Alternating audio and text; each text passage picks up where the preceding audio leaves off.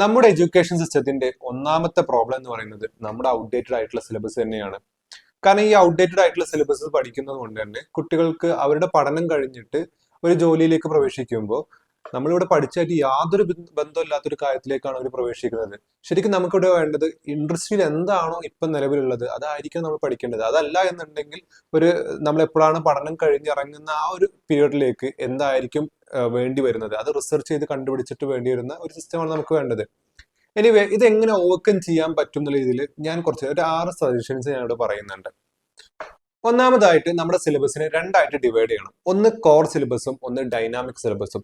Core സിലബസും ഞാൻ ഉദ്ദേശിച്ചത് നമുക്ക് ഒരിക്കലും ഒഴിച്ചുകൂടാൻ പറ്റാത്ത കുറച്ച് കാര്യങ്ങളുണ്ട്. ഇപ്പൊ ലൈക്ക് നമ്മുടെ അഡീഷൻ സബ്സ്ട്രാക്ഷൻ പോലത്തെ ബേസിക് മാത്തമാറ്റിക്സും അതുപോലത്തെ മറ്റുള്ള സബ്ജക്റ്റുകളിലൊക്കെ ബേസിക് ആയിട്ടുള്ള കുറെ കാര്യങ്ങളുണ്ട്. ഇത് നമുക്ക് ഒരിക്കലും ഒഴിച്ചുകൂടാൻ പറ്റാത്തതാണ്.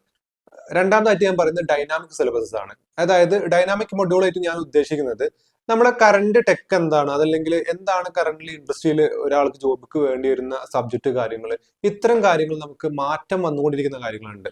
സോ ഒന്ന് കോൺസെപ്റ്റ് ആയിട്ട് നിൽക്കുമ്പോൾ രണ്ടാമത് ഡെഫിനറ്റ്ലി മാറിക്കൊണ്ടിരിക്കുന്ന സിലബസ് നമുക്ക് അതിനൊപ്പം തന്നെ ഓൾട്ടർനേറ്റീവ് ആയിട്ട് വേണം.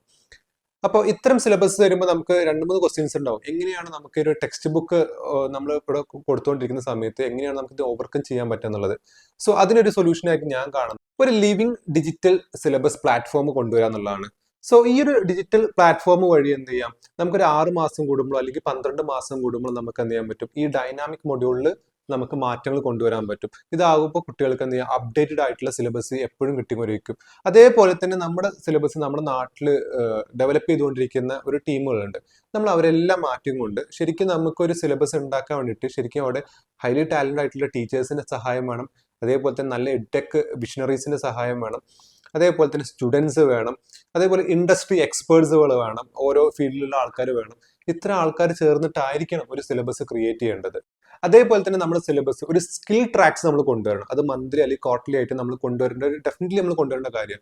ലൈക്ക് ഇപ്പൊ നമ്മുടെ കോഡിംഗ് ആയിക്കോട്ടെ, നമുക്ക് ആവശ്യമായിട്ടുള്ള കമ്മ്യൂണിക്കേഷൻസ്, ഓൺടർപ്രണർഷിപ്പ്, പല പല കാര്യങ്ങൾ. അതായത് ഇനി എന്താണോ ഇനിയുള്ള ജനറേഷന് ആവശ്യമായിട്ടുള്ള കാര്യങ്ങൾ അത് നിർബന്ധമായിട്ടും കൊണ്ടുവരിക. അതേപോലെ തന്നെ നമ്മുടെ സിലബസിൽ ലോക്കലും ഗ്ലോബലായിട്ട് സെപ്പറേറ്റ് തന്നെ ഇന്റഗ്രേറ്റ് ചെയ്യണം. കാരണം ലോക്കൽ എന്ന് പറയുമ്പോൾ നമ്മുടെ നാട്ടിലെ നിയമങ്ങൾ എന്താണ്, നമ്മുടെ നാട്ടിലെ ഹിസ്റ്ററി എന്താണ്, ഇതൊക്കെ നമ്മുടെ കുഞ്ഞുങ്ങൾ അറിഞ്ഞിരിക്കണം. അതേപോലെ തന്നെ നമുക്ക് ഗ്ലോബലി നടക്കുന്ന കാര്യങ്ങൾ അതെന്തായാലും ഈ സൈമൾട്ടേനിയസ്ലി മാറിക്കൊണ്ടിരിക്കും. കറണ്ട് ഇഷ്യൂസ് ആയിരിക്കണമെന്നില്ല, നമ്മൾ മുമ്പത്തെ കാര്യങ്ങളൊക്കെ കുറെ പഠിച്ചു വെച്ചിട്ട് കാര്യമൊന്നുമില്ല. ഇപ്പൊ കറണ്ട്ലി ഉള്ള പ്രസന്റ് എന്താണ്, അതേപോലെ തന്നെ മുമ്പുള്ള കാര്യങ്ങൾ എന്താണെന്ന് നമുക്ക് അറിയാൻ പറ്റുന്ന ഒരു സിസ്റ്റത്തിലേക്ക്. അപ്പൊ ലോക്കലി ഉള്ളത് ഒരിക്കലും നമുക്ക് ചേഞ്ച് ചെയ്ത് വരുന്നില്ല എന്നുണ്ടെങ്കിൽ ഗ്ലോബലി ഉള്ളത് നമുക്ക് എന്ത് ചെയ്യണം, സൈമൾട്ടേനിയസ്ലി ഞാൻ നേരത്തെ പറഞ്ഞ ഡൈനാമിക് മോഡുകൾ നമുക്ക് ആഡ് ചെയ്യാൻ പറ്റുന്ന ഒരു കണ്ടന്റ് ആണ്. അതുപോലെ തന്നെ നമ്മുടെ സിലബസിൽ നമുക്കൊരു AI അപ്ഡേറ്റ് ചെയ്യണം. അതായത് നമ്മൾ ഇനി എന്താണ് ജോബ് ട്രെൻഡ് മാറാൻ പോകുന്നത്, അതേപോലെ തന്നെ ജോബ് മാർക്കറ്റ് എങ്ങനെയാണ് വരാൻ പോകുന്നത്, അതുപോലെ തന്നെ student engagement data, global economic, ഇത്തരം കാര്യങ്ങളൊക്കെ നമ്മൾ ഈ ഒരു AI സഹായത്തോടെ മനസ്സിലാക്കാൻ പറ്റുന്ന ഒരു രീതി. ഇതാണ് ഞാൻ സജസ്റ്റ് ചെയ്യുന്ന കുറച്ച് കാര്യങ്ങൾ. ഇനി നിങ്ങളുടെ സജഷൻസ് എന്തൊക്കെയാണെന്നുള്ളത് കമന്റിൽ രേഖപ്പെടുത്തും.